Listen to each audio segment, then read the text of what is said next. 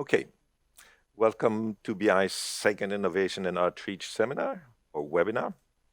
Today we have four guests from different sectors of the financial industry that are all very passionate about sustainability and about how to change our way to do business to address the major environmental, social, and sustainability challenge that our world has to face urgently. To my left, I've Bente Sverdrup, Head of Sustainability at NCD, Christian Melby from Summa Equity, Chief Investment Officer, Lynn Asker, and there I have to get my notes for the position. You're also Head of Sustainability or Director at Finance Norway. And our last guest is Jannike Schele. She's Head of Responsible Investment at DNB Asset Management.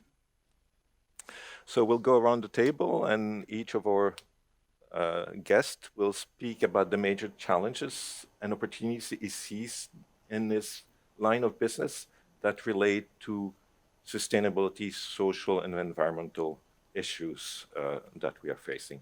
And we'll start with Christian. Let me give you a bit more about Christian. Christian is, as we said, the Chief Investment Officer of Summa Equity. He leads our search for investment opportunities overall, as well as in the team of tech-enabled businesses. Am I right? Yeah, that's right. In his role, he has to make sure that the search for investment follows the mandate that Summa has, and that they are run according to the processes that they have defined to ensure sustainability and effectiveness. He has led many investments in that field. Yep.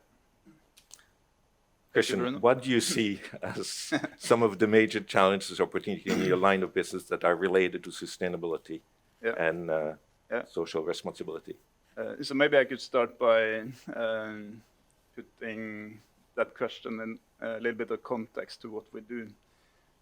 So at Summa, we actually made global challenges and sustainability the core of our investment strategy. So when we started Summa, we said that we did want to take a traditional PE firm and make it into a sustainability-oriented and impact-oriented private equity firm. When we did our investment pitch to our investors, and we still do, we spoke a lot about global challenges. So we spoke about, I would say, first and foremost, climate change, as we see as a huge global challenge. We spoke about social inequalities. We spoke about political instability. I think related to our field, we spoke about the decreased economical growth, which I think to a certain degree, of course, has some good aspects, because I think the fact that we've been growing the economy years after years has created a sustainability crisis to a certain degree. But I also believe that, I mean, inherently in human nature, there's a need for growth. So that paradox we spoke a little bit about, actually trying to change economic growth into a more sort of sustainability-oriented growth. I think that's a huge challenge, because I think we need growth in one way or another. So what are the biggest global challenges? I would say longer term we have to solve the climate challenge. I think that is getting urgent. But I think we have some time. So I mean, I think the forces that are in this direction is a positive thing, but it's a huge challenge. I think shorter term, I think social inequalities is the biggest challenge. I think, and that has the consequence of all that political instability.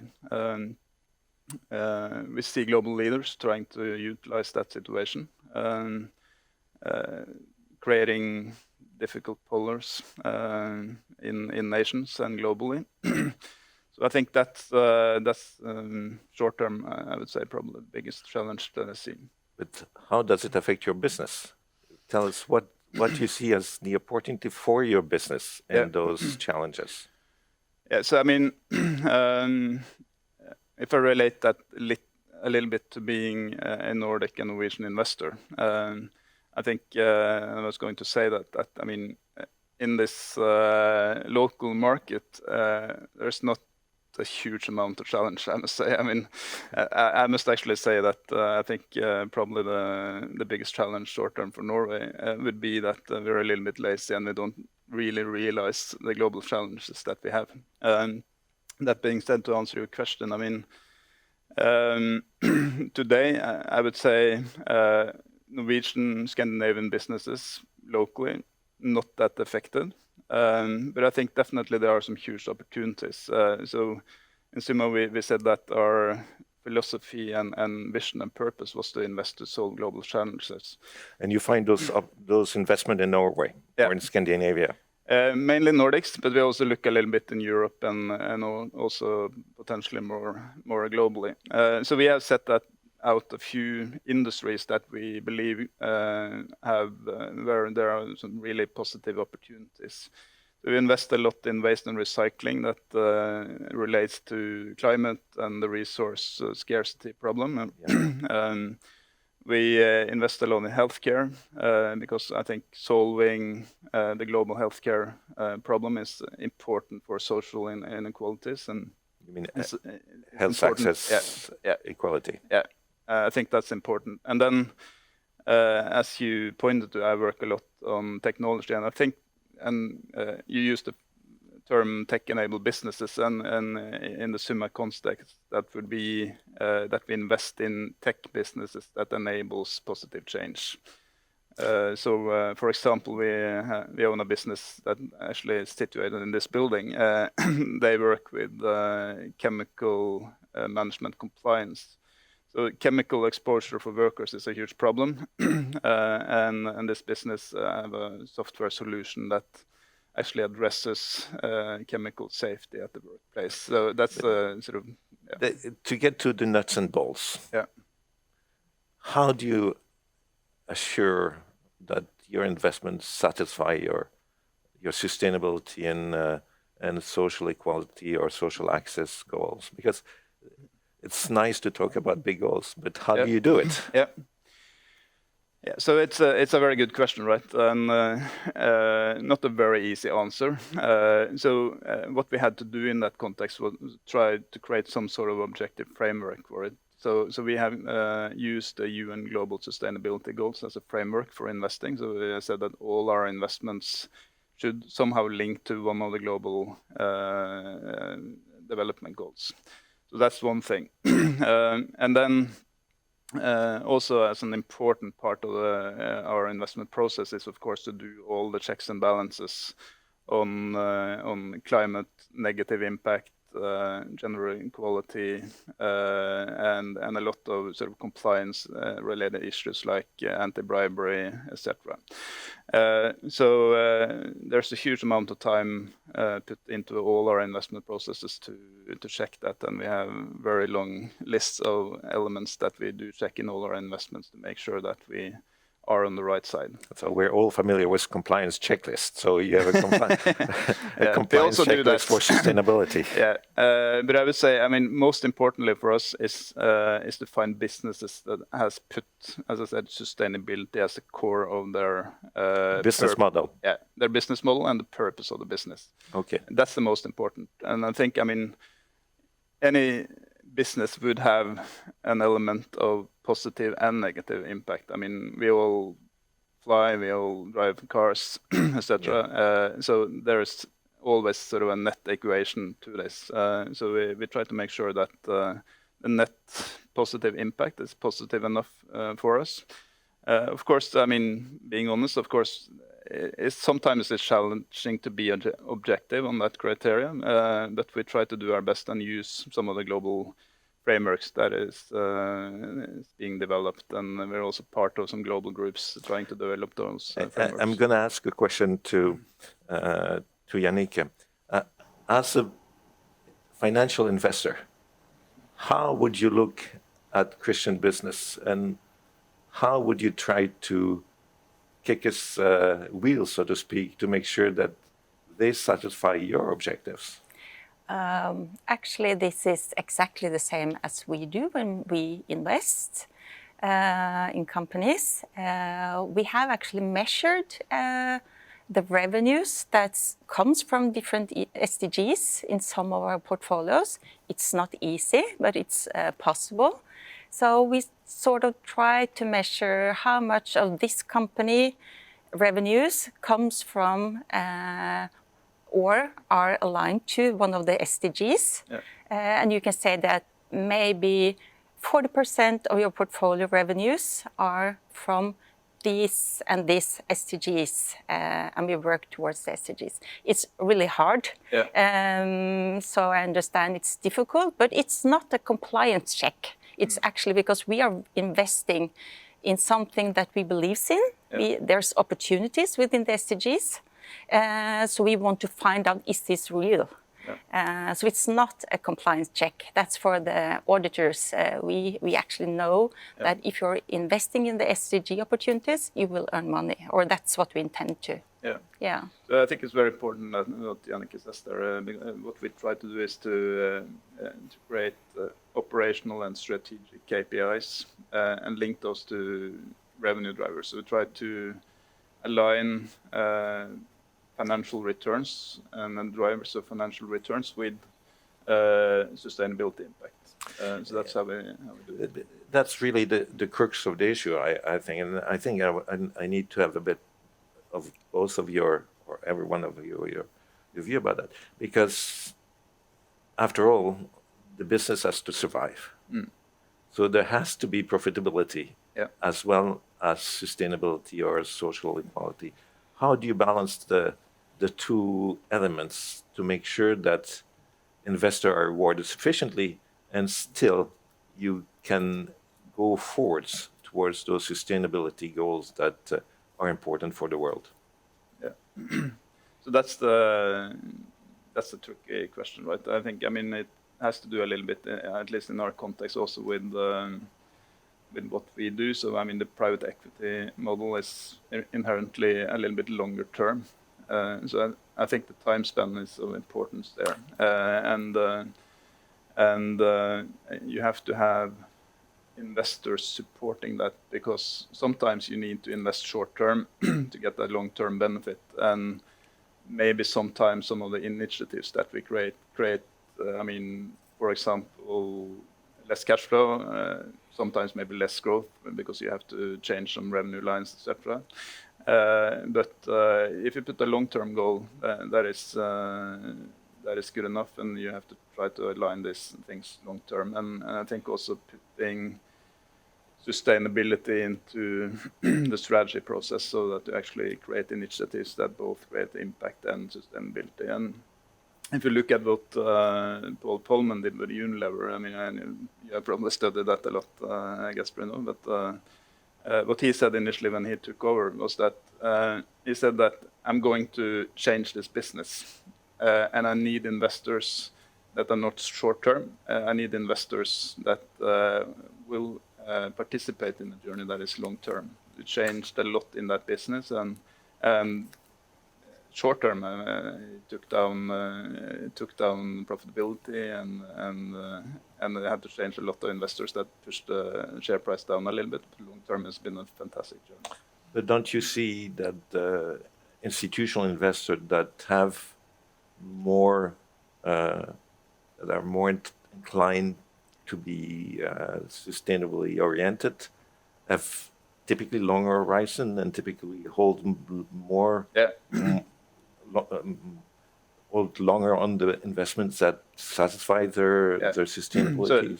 So that was the crux about it, and to realign your investor base, making sure that you have investors that really understand that perspective. And I mean, sometimes it's difficult, right? But you need to align with the investors, you need to align with the management teams, and be very conscious about this issue. I think we'll change the order. I think, Jannicke, it's actually would be nice for you now to give us a bit of a view from the asset management business. And I guess there are two elements, and you already spoke about one element, which is how do you kick the wheels of the investments of the company that you invest in. But I'm also interested in turning, do you have any challenge in convincing your investors to focus on sustainability? Because some investor will come to you and say, we want sustainable investment.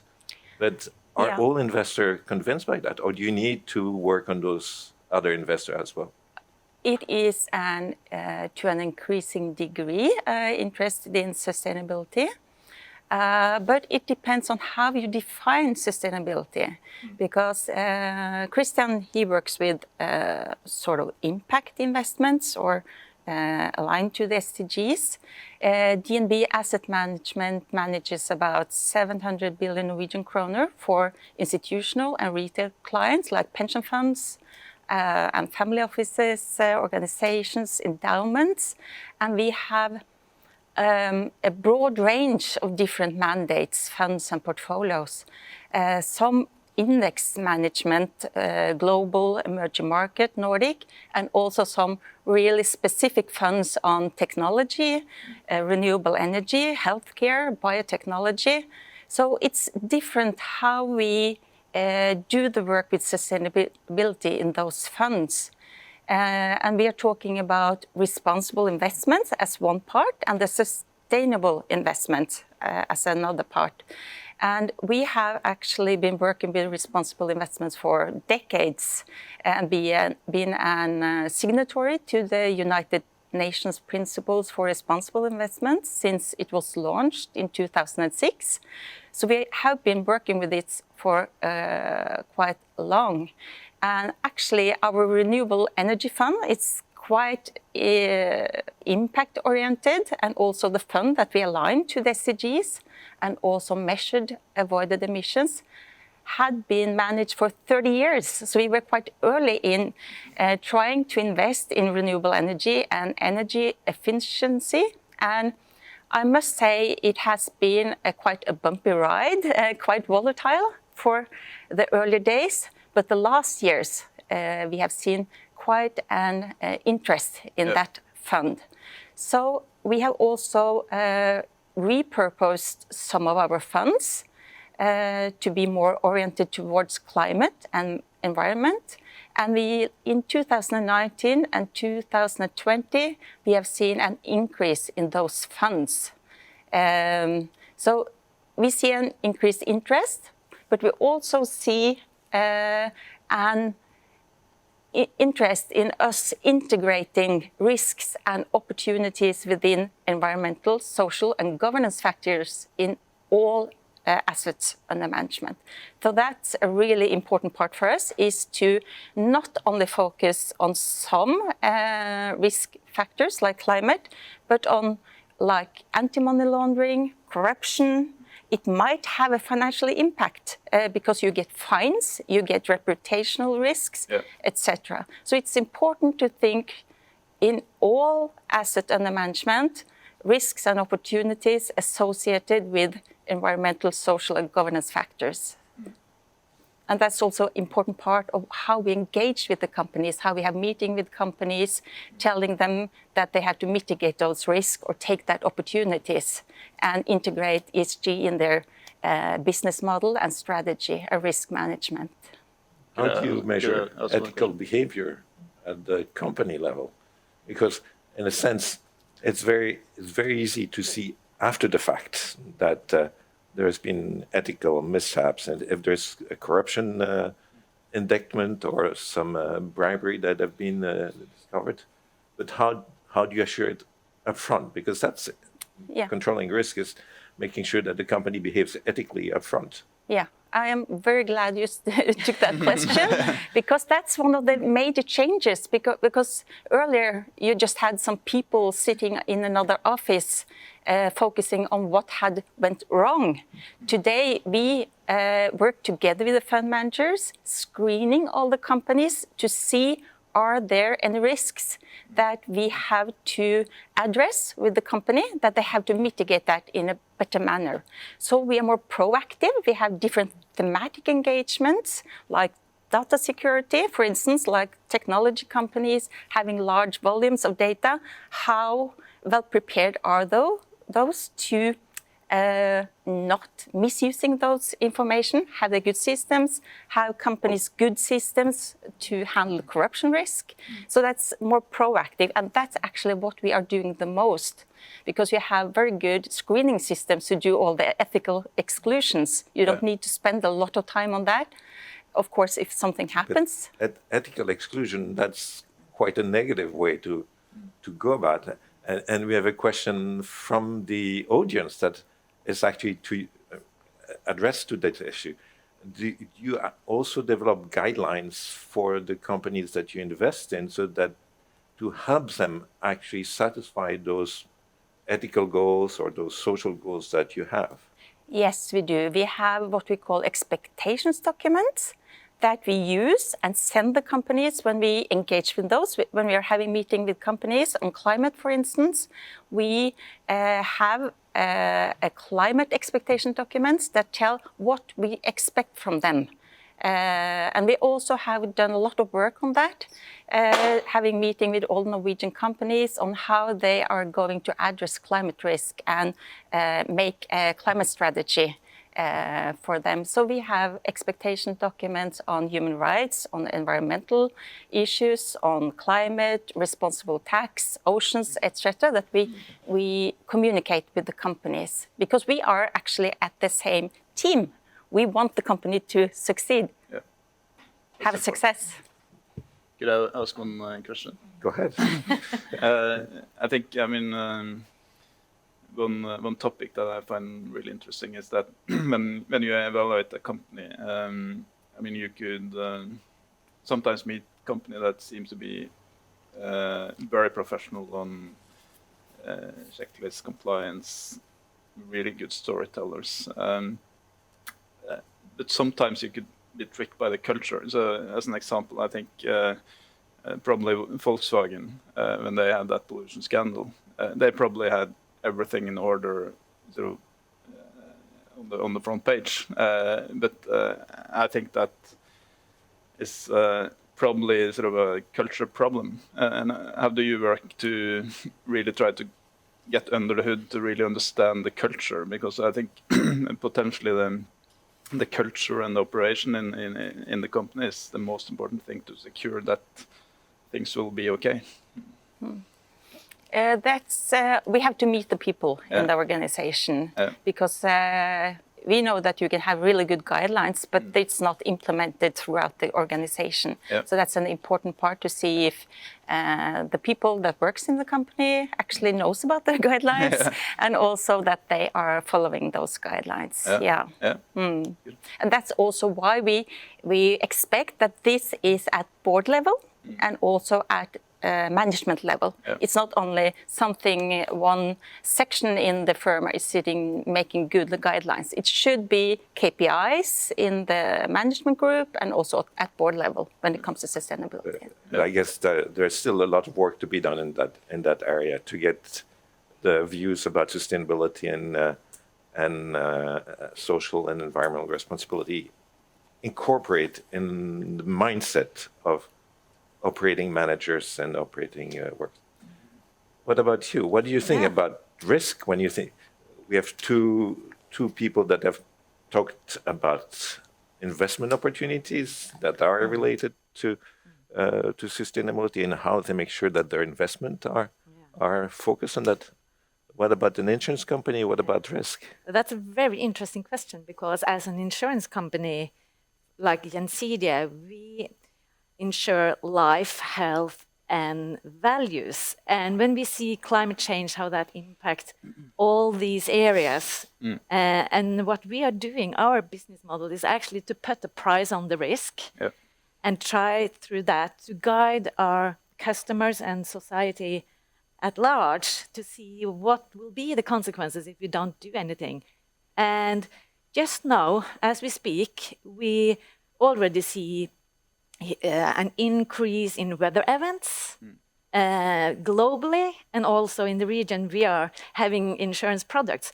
We also see consequences for health. COVID-19, well, it's just the start of something that's probably going to be quite common in the future if we don't do anything. And of course, for us, selling insurance, but also being an objective for investors, we need to convince our investors that we are on top of the challenge, that we really understand the risk and put a proper governance around it. And I think all insurance companies around the world are in the same situation, trying to understand the risk, how it will impact businesses as well in the short, medium, and long-term period. And we look into each product we sell to try to see how we can help our customers to avoid risk. That is our main focus. Help customers and society to avoid risks so that it's possible to survive and live happy lives and to support, of course, economic growth. So in fact, you could have a way to help Yannick and Christian by saying, here are my public price of climate health in Stavanger. So that's the price that the companies in Stavanger should face in terms of climate risk or something like that. In fact, I believe that insurance companies should share more because they have valuable information for whole society. And we're working on that as we speak. How are we going to share this information, making it available for municipals, and also investors to see what's going on? Because it's such a fuzzy word, this climate change. It's like, what is it all about? But we need to find figures that can represent some kind of a guideline, I think. I think that's really interesting because, I spoke about the nuance between short-term public investors and private equity investors that probably some years, quarters to a few years, but I think pension funds and insurance companies, they have the longest lenses and have the longest exposure to all of these economic and macro changes that we see. It's true. Institutional investors have a long lens, but they typically don't really have the information about the price of the risk. Oh, that's true. And the managers, the asset managers, are used to pricing regular equity risk or anything like that, but they're not very used to pricing climate risk or those things. And that's where getting information from an insurance company or having a public price of those kind of risks might be very helpful as a guideline for the financial investors. And we cooperate with Finans Norge, to share information, to make it available. You do? Yeah. To everyone? Or just a few preferred clients? Actually, to everyone. If you're a customer with us, we help our customers to try to guide them so they're avoiding risk, because that's good for the customer. Avoiding risk for you. is good for us, and it's good for society. Just an example of how we work proactively. We have just had a meeting with Gjensidige and Bente on climate risk. So we are interested to hear how Gjensidige are integrating and pricing the financial risk of climate change, like physical risks, transition risk, technological opportunities, etc. So that's really important for us. Yeah. Talking about publishing data about risk, what about disclosure requirements and regulation that are now taking place? We have those European directive at the end of last year that are applicable to most financial products, and more directive coming out for a sustainable future, financing a sustainable future, if I remember the name of the directive well. Yes, I think this is because you're talking about risk, you're talking about data and data availability. And I have a more like high level systemic approach to these issues because we know that the financial industries are extremely important in supporting the transition to a sustainable future. But what we also see is that to be able to analyze the risk and the opportunities on sustainability issues, on ESG risk, there is now not any common definition. What is actually sustainable investment? What is actually ESG risk in different sectors? So it's very important for investors and lenders to be able to analyze this risk because this is actually the financial markets' main role is to price risk. So they choose what companies get financed and to what price. This is a very important role.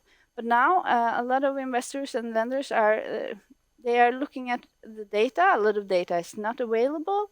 A lot of data does not have a good quality, so it's difficult to base the decision on that data. So this is actually what the EU is working on now because they are completely dependent on the financial industry to help them reach their goals because they have really ambitious goals on sustainability and CO2 reductions. So they need the financial industry, private capital, to be able to finance this transition. So they are now setting up a lot of different solutions to be able to channelize the private capital to the green investments and actually pricing ESG risk in the right way. So they are doing this in several ways. I think you have heard about the EU taxonomy, which will define what activities can be considered green and not. And also they will develop... Isn't that a bit too bureaucratic? Because what can be defined as green today might not be green tomorrow and will be green again in 20 years. So it's a kind of a... Yes, I know this is a issue, and they have looked into it, and they are setting up a system that will be dynamic. They need to update it. They need to gather views from different stakeholders. They are trying to do this in a transparent and dynamic way, and they also have a very large view on because. One thing is the green sectors and the brown sectors, but the really important thing is to get the transition activities going, to transition the whole economy to a green future, a sustainable future. So they have actually looked a lot about those issues. How can we make all sectors, the brown one, the gray one, and the green one, transitioning to a more sustainable future? So this is not a perfect system, but in some way we need more harmonized and more standardization in this area with data so that we can actually, we have data that we can use to analyze this risk and opportunities in a good way. That we have data we can trust. Yeah. So That's very important. Yeah. So disclosure will be important, and having common standard for disclosure and the right type of data will be. It's true, though, that at this point, even the investors or the user don't know exactly which data is the most appropriate to measure the impact. And so it certainly it will be a trial and error process. But I have two questions from the audience. And the first question relates to whether you see as the pandemic having hindered or will it encourage more rapid adoptions to the transition mechanism and greater adoption of green goals? I think, may I? You can start. I can Go start. around. I think this is a very interesting time in history. We are going to have this as a reference for in the future. Yeah. What happened? Or kids. not us. Yeah, but now I believe really that this is going to kickstart a change, because people are now aware of how it will be to live our lives in the future if we don't really make some more effort into understanding the challenges we are facing. And general people, they want to be part of the change. We just need to help them to understand what can they do to make the world a better place.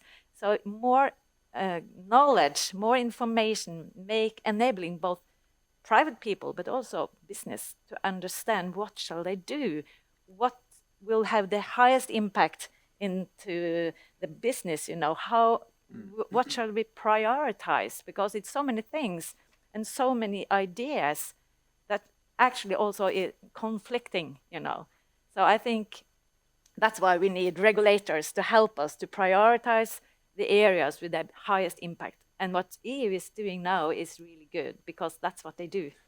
They look at the industries with the highest impact. I have good. Yeah. I have confidence in the EU, but not unlimited confidence in the EU. That's for sure. Yeah, of course. Yeah, so my response would be that I would agree that I think in the longer term, I think this really will fuel a positive change. I think what this pandemic has shown has been a division of businesses between businesses that are resilient and the less resilient. And I think some of the less resilient businesses that coincides with businesses that also partly do a lot of damage. You have the airline companies, you have oil and gas companies, etc. Which means 30% of Norwegian economy. Yeah. But I think, so I think this will, the net effect of this will be that more capital will be in the direction of resilient businesses. And I think a lot of those businesses are businesses that are more positive. So that's my long-term view. But I think short-term, there could be some negative effects also. If you take airlines, we probably will have airline companies also in the future. And the fact that they have been so punished now and on their profitability and cash flows probably influences their ability to change and do the long-term investment in positive change. So there are positives and negatives. And perhaps we need newer companies that from scratch. As an example, yeah. Let them go bankrupt. Jannicke, you wanted to add something? As I told you, we had this renewable energy fund that has been quite volatile. And in earlier crises, for instance, in 2008, it was really hard hit because the subsidies within the wind and solar energy sector were taken away because they needed the money to kick-started the economy again. But this time, actually, the European Recovery Fund has a green fund within it. So they set aside money to make green transition in Europe in the Recovery Fund from COVID-19. And also in Norway, there are dedicated money to climate transition. So it's quite the opposite this time. And also they have increased the focus on the socio-economic factors, because it's really important to take care of the people that actually work in these areas that we are not going to have in the future. So we have to take into account both the green transition and also the consequences for the people and the human rights and labor rights issues. Another question, but I had a comment that I wanted to add to you.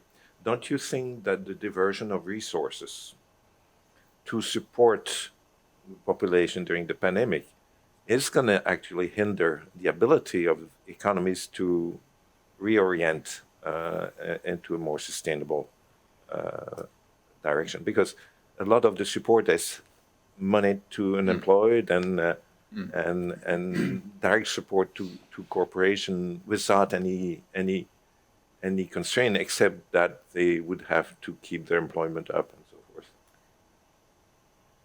I believe that if we get more information to people, the consumers will help the whole process. The capitalism is actually one of the drivers to why we come to this point, because everybody wants economic growth. Yeah. But as people in general start to consume differently, it will actually be the biggest force of them all. Yeah. Because then companies need to adapt to changes to have some profit at the end of the day. And I think that's really interesting now to see if people genuinely want to be part of this change, change their behavior. And if you just look at IPCC, they forecasted several years ago that one of the industries that will be at stake if you don't do anything is tourism. And what is happening just now? Tourism is one of the industries really suffering. And this is it's just changing. an idea of what's going to happen if we don't do something. And people stop and say, okay, I can travel less, or I can travel a different way, because people want to go to the Caribbean or whatever to have some sun, in particular where we live. But I believe it's going to change. Yeah. But I think partly your question was also, I mean, all of this that has been happening. I think that fuels also the problem of social inequalities, because I mean this situation has hit the weakest hardest. That's I assume. Yes. And that's I don't have the answer to that. I mean that's. So don't you think that the problem of reducing social inequality is basically a prerequisite to being able to go towards a sustainable society? Yeah. Because if inequality is not resolved, you won't have buy-in by most of the population. So Then you wanted to add something? Yes, I just think it's important to look at this in two ways, because for now the crisis have had a really negative effect on a lot of the progress we have made to the SDGs. So in the short time, I think this has been negative. You also said a lot of capital has been going to support the crisis. So or to the people that gets unemployed, and to save businesses that have been negatively affected. But I think on the more positive side, we see a change in sentiment. We see a lot of people actually looking around them and say, hey, why is this happening? They see that our interruption and in the nature and the nature risk we are actually facing as a society is actually there. You can easily grasp it, because this has been something we are just talking about. It's not easy to say, oh yeah, biodiversity risk is a really important factor, but now we all get it really in our face. So I think that will change the sentiment about this, make people more aware. And another thing I think we all are exposed to these days is the very rapid technological development. With I know we are kind of a little bit tired of all these Teams meetings, etc. But in the same time, we are able to now communicate with people down in Brussels, in the other Nordic countries, around the world, if we want to. In an instant, we can just call them in Teams, and so there has been a lot of change there. And I know a lot of the meetings I used to go to before, they will now be in Teams. We don't have to. So I think that will also be a positive effect. And we won't take the plane to Brussels every week just for a meeting of 1 hour, which is a great benefit for us and for the environment. In a sense, what I hear is that the COVID crisis, so to speak, has put into contrast, sharper contrast, some of the shortcomings that we have to address to go forward. In a sense that some industry sectors are actually doomed in the current format, and that's the oil industry, that's the tourist industry, that's other of those industries, and that access to healthcare is critically important for everyone, for social equality and for common development. And without access to good healthcare for everyone, there's not going to be any buy-in in further efforts towards the a greener society. Yeah. We're close to the end. I think we have 2 minutes. Would you want to add a few words, each of you, 30 seconds, to tell us your final thoughts? Well, my final thought is I'm very optimistic because I believe we're just starting on a very interesting journey. So we're going to fix this challenge because there is no option. Yeah, but I'm also optimistic. I think the way to solve this, I think the two largest forces to change, I think, is a combination of regulations and getting capitalism to play in a positive way. Both are huge challenges, but I think those are the instruments, and we need to utilize both. I think I don't think one or the other will solve it. I think it's a combination. We have to do both. Yeah. Lynn? Yes, I think we are setting up a new system here with ESG risk, sustainability data. We are trying to finance the transition, and this will require a lot of people in society, both the financial industry, but the businesses, common people. Everybody has to actually contribute in this setting up the new system. And we have this Norwegian word, it's a dugnad. I call this a dugnad because it's a kind of a community work we have to do together. So we all have to chip in, and I really feel that people want to chip in this work. So I'm also positive. I'm also quite optimistic because when you're investing, you're not only focusing on risk, you're actually looking for opportunities, and it's a lot of opportunities. There are a lot of media coverage on all the green companies that are so expensive, but there's a lot of other companies than the one with the stable or marked as green. So it's a lot of opportunities within materials, within, like we said, consumer behavior. Changing consumer behavior has a large impact on a lot of companies. And we talk to a lot of companies to say, are you really aware of what opportunities you have within this area? And a lot of companies are quite good at it. So I think it's a lot of opportunity, and we call it like disruptive opportunities. It might be small companies, that could be a challenge, but our job is to find opportunities and to check if all the opportunities are priced into the instrument today or not. It's really important to look at the pricing also. Okay. Thank you very much for a very interesting exchange of opinions about sustainability and the challenges that we are facing. And thank you for taking time off your busy schedule to do that with our partners around the world. Yeah. Thank you. Okay. Thank you.